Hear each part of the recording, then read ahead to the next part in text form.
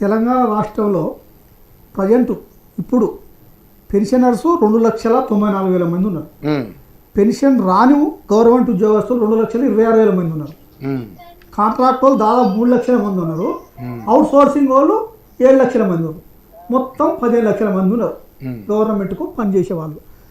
వివిధ శాఖలు 32 శాఖలలో ఇంతమంది ఉద్యోగస్తులు పనిచేస్తున్నారు తెలంగాణ రాష్ట్రంలో. అయితే 2003-4 తర్వాత వీళ్ళకి పెన్షన్ లేదు, అంతకుముందు ఉన్న వాళ్ళకు పెన్షన్ ఉన్నది.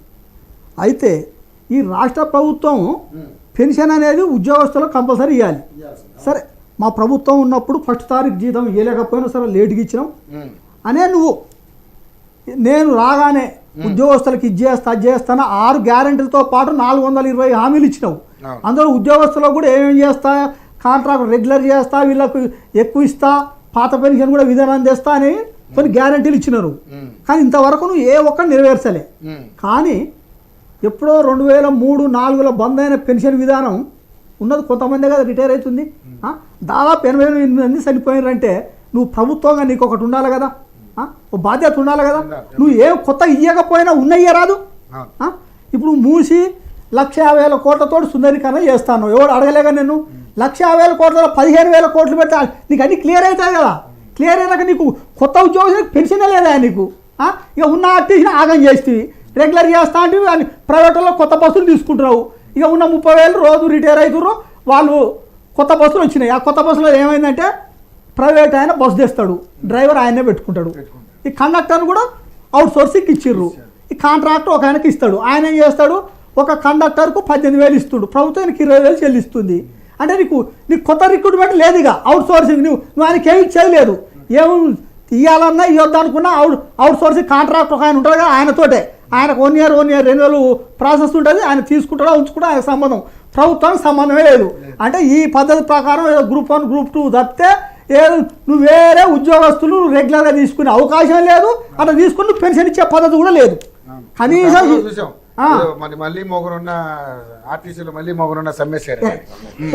ఎందుకంటే రెగ్యులర్ ఉన్నది 30,000 మంది. నువ్వు అంతే నువ్వు కొత్త రిక్రూట్మెంట్ చేసేది లేదు. కనీసం వాళ్ళని రెగ్యులర్ చేసి నువ్వు ఇచ్చిన మాట కాపాడుకోవాలి.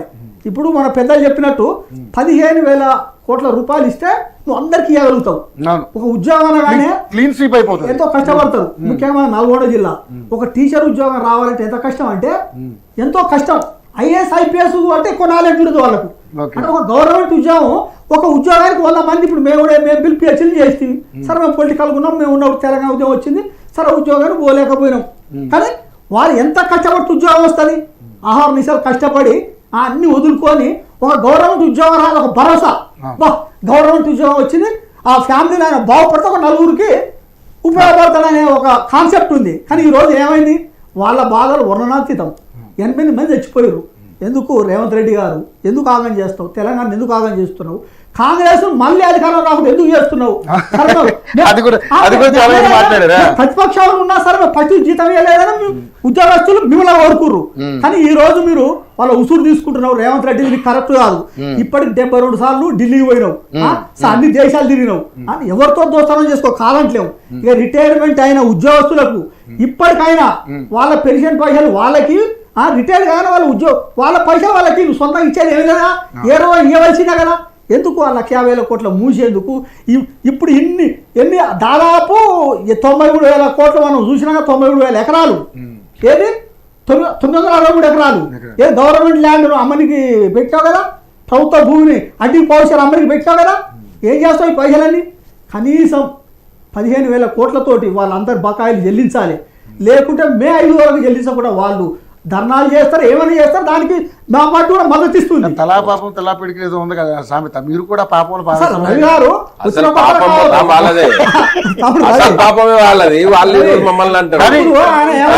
శిక్ష అనుభవించడానికి మేము ఎందుకుంటాం, మేము క్లియర్ చేస్తాం, మేమేమంటున్నాం, మేము సిద్ధంగా ఉన్నాం. సాగర్ అన్న మిస్లీడింగ్ చేస్తున్నాడు. ఏమంటున్నాడు, ఈడ మొత్తానికి కూడా మొత్తం కాంగ్రెస్ పార్టీ బాధ్యత. అసలు కాంగ్రెస్ పార్టీ ఎట్లా బాధ్యత అవుతుంది? అదే కాంగ్రెస్ పార్టీ బాధ్యత ఎట్లయితుంది? టిఆర్ఎస్ పార్టీ హయాంలో ఉద్యోగులకు నువ్వు ఇచ్చిన మర్యాద ఏంది, ఉద్యోగులకు నువ్వు ఉద్యోగులతో తీసుకున్నటువంటి మర్యాద ఏంది, నువ్వు పెట్టినటువంటి జేఏసీ నాయకులను ఏమని పేరు ఇచ్చినవు, వాళ్ళకి ఈ రోజు 2 పేజీలు అంత ఏమంటారు రిప్రజెంటేషన్ తీసుకొచ్చారు కదా, అప్పుడు 4 లైన్లు రాసిన వాళ్ళు మొగోళ్ళు ఉన్నారా అప్పుడు? ఎస్మార్ట్ ప్రయోగిస్తామని చెప్పిండ్రు అప్పుడు ఉద్యోగులని నీవు అసలు ఆర్టీసీలా కాలు కదిలితే వాళ్ళని ఉద్యోగాలకు వెళ్ళి తీపించినటువంటి చరిత్ర మీది. మీరు ఈ రోజు చెప్తారు మీరు ఒక బాధ్యత గల కమిషన్ మెంబర్ గా పనిచేసిండ్రు, మీరు ఎంతో మంది ఉద్యోగుల ఆవేదన మీరు చూసిండ్రు. కరెక్ట్ గా సాగర్ అన్న ఆవేదన చూసిన తమ్ముడు మాట్లాడితే ఈ ప్రభుత్వం రేవంత్ రెడ్డి ప్రభుత్వం ఏమంటుంది, కేసీఆర్ అప్పులు చేసిండు అంటుంది. ఎందుకు చేసిండు? పార్లమెంట్ లో ఒక బీజేపీ ఎంపీ అడిగిన క్వశ్చన్ ఆన్సర్ చెప్పారు కదా, 3,40,000 కోట్లు అప్పు చేశారు. తెలంగాణ రాష్ట్రం వచ్చినప్పుడు అలా 72,000 కోట్లు అప్పు ఉంది. అది ఓటు మిగిలింది ఎంత? దాదాపు 2,65,000 కోట్లు. ఓ పార్టీ కాదు, మీ పార్టీకి లింకప్ ఎంపీ అయినా సరే ఓకే కావచ్చు, అంతా తెలంగాణ అంతా మనోళ్ళే. ఇప్పుడు మనం టీఆర్ఎస్ లో పనిచేసిన వేరే పార్టీలో పోయినట్టు తెలంగాణ అందరూ మన పార్టీ తెలంగాణ వాదులే. తెలంగాణ డెవలప్మెంట్ కోరుకుంటున్నారు. ఏ ప్రభుత్వం అయినా ఎవరి అధికారంలోకి వస్తే తెలంగాణ రాష్ట్రం బాగుపడాలి, తెలంగాణలో ఉద్యోగస్తులు అందరికంటే ఎక్కువ ఉద్యోగాలు ఇవ్వాలని మనం కోరుకున్నాం.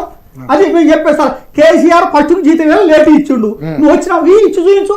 నువ్వు 1,00,000 కోట్లు, 963 ఎకరాలు, ఇవన్నీ ఎందుకు? చెడ్డ పేరు వస్తుంది రేవంత్ రెడ్డి గారు. తెలంగాణ ఆగం చేయకు, వేరే వాళ్ళ మాటలు విని ఏదో చంద్రబాబు మాట మీరు మాట అన్నారు. తెలంగాణ రాష్ట్రంలో రాక కాంగ్రెస్ పార్టీ అధికారంలోకి వస్తే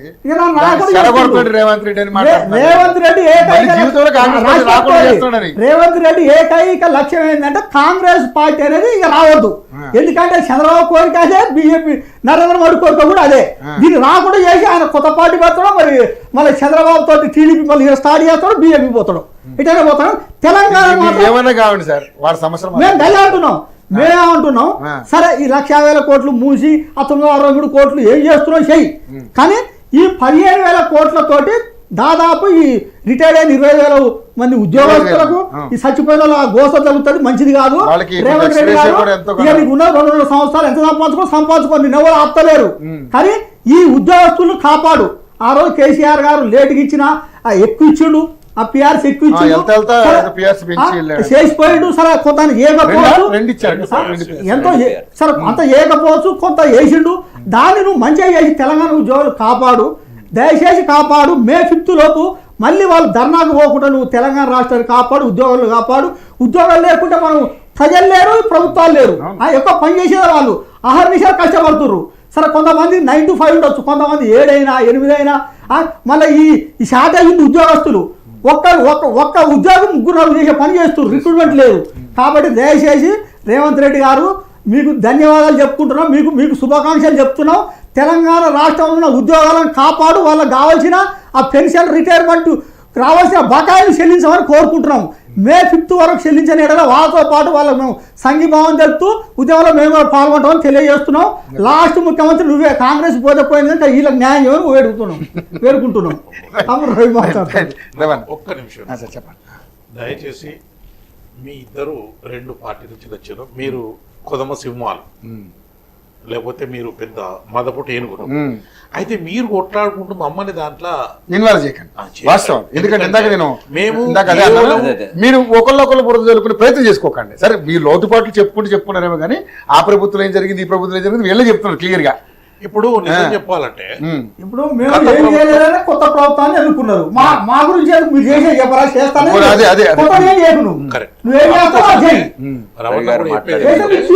మన ముఖ్యమంత్రి అయిపోయి లేకుంటే అడ్రస్ కూడా పోతాం. మీ ఇద్దరు మధ్యలో ఉండే నేను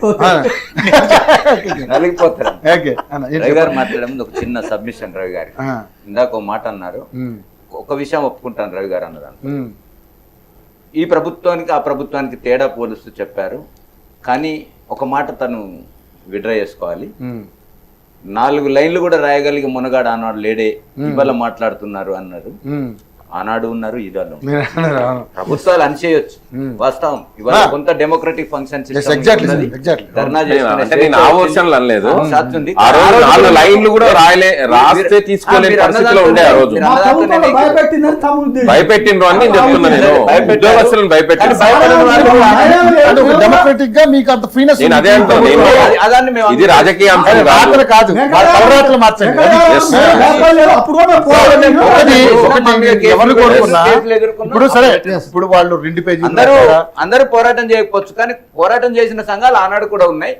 ఆ ప్రభుత్వంతో కొంత వేధింపులకు గురైన సందర్భాలు కూడా ఉన్నాయి. Right. అందుకని పోరాటాలు ఎప్పుడు ఉంటాయి రవి గారు, అది గుర్తుంచుకో. ఇప్పుడు వాళ్ళు 2 పేజీలు రాశారా 3 పేజీలు రాశారా కాదురామన్నా, వాళ్ళు ఏంటంటే ముందు ఆ రాతల గురించి కదా, వాళ్ళ తలరాతలు మార్చండి. నేనేమంటున్నా అంటే నేను కూడా సుదీర్ఘంగా రాజకీయంగా ఓనమాలు జయశంకర్ సార్ గారు